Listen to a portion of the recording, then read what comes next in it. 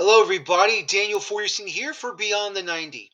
Well, as you just saw today here on the website, that my latest article in Fixing the U.S. Open Cup, the full format that I have produced here for you. Now, reviewing all of the articles I've written about fixing the U.S. Open Cup, and as much as we all love the Open Cup, just like we all love the FA Cup in England, the Copa del Rey in Spain, the Coppa Italia in Italy, the Coupe de France in France, and then of course the Pokal Cup in Germany. We all love the Open Cup. We all love the knockout competitions. We all love to see the small clubs, the lower level clubs, get the opportunity to knock off the big clubs. And this is why we all love the Open Cup for what it is. And we all want to see the Open Cup flourish and become as successful as much as possible. And while, things currently are not going well for the Open Cup because of the less amount of MLS clubs not in it, and of course Major League Soccer's attempts to sabotage the Open Cup and relenting now from 8 to 16, still not enough. And so the point is, though, if we're really going to make the Open Cup successful and we're going to make the Open Cup really mean something, we really need to make sure that we make the proper changes to make this tournament what it should be. And as I have always said, regional draws. And while that has been happening, but it hasn't been happening the way it should, because before Major League Soccer interfered with the Open Cup in 2023, or should I say in 2024, I should say, excuse me.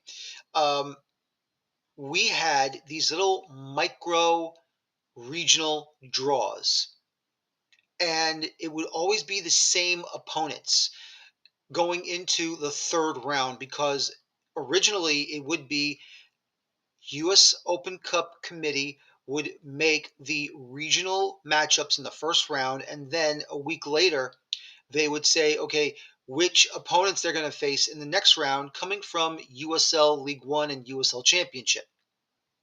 And then you would have the majority of Major League Soccer, with the exception of the top 6 teams that made the playoffs, that finished in first place, second place, and third place in their standings, in their respective conferences.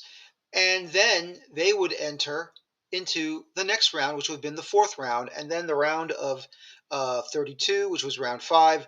Well, round four was the round 32. Then round is 16 is round five, quarters, semis, and finals.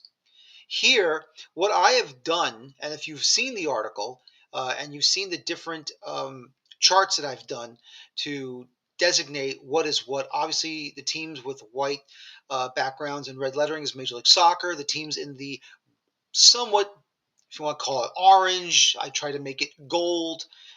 Tough to find that gold color anyway. But anyway, the gold background with the black lettering is USL Championship.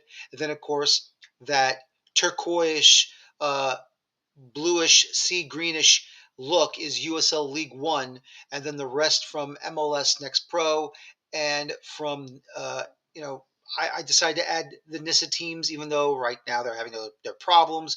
But once again, it's a mock, and we'll have to wait and see. If it ever does happen. If I don't think it will right now, obviously, but that is until Major League Soccer finally understands that we got to have all 27 American clubs now in the Open Cup, including San Diego FC. But once again, um, I've always felt that a true regional blind draw is the way to go for the Open Cup. And hopefully, if we can get a fourth division in the professional levels, and then you move down the amateurs and the semi-professional leagues or the short season leagues, they would have their own divisions, and you would have 4 professional divisional leagues, and maybe it would be a lot better than what we have currently right now. And once again, Pardon me.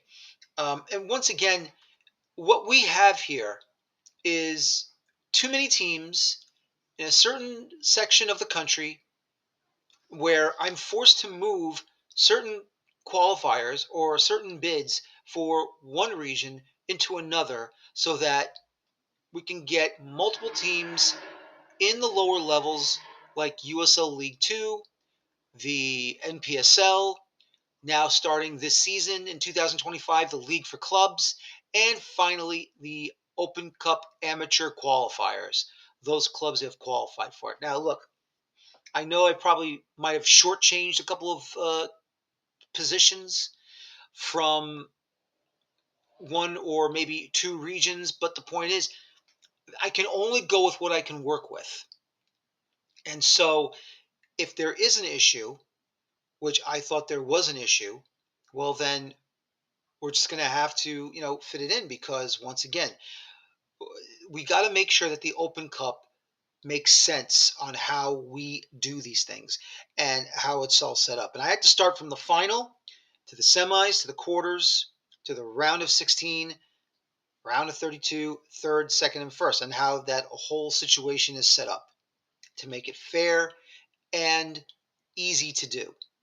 And once again, my other articles, of course, the draw sheets for all four regions, and then of course the draw dates.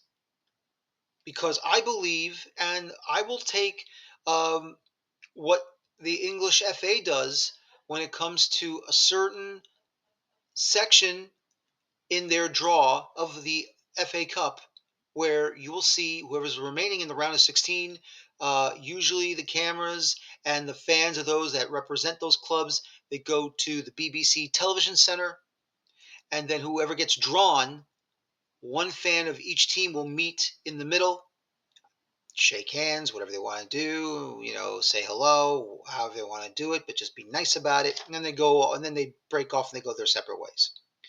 And that's what I would like to do with that as well, or at least, you know, have the draw done either at Lynn Family Stadium one round from USL Championship, or Sports Illustrated Stadium in Harrison, New Jersey, and then you go to another stadium somewhere in the country, maybe over at Antelope Valley AV Alta FC, or maybe over in Greenville, South Carolina, or maybe in Knoxville, Tennessee. And, go to different places and show the trophy, show the title trophy, do the draw there, go to a famous bar, go to a famous restaurant, go to a famous historical landmark, and do the draw from there.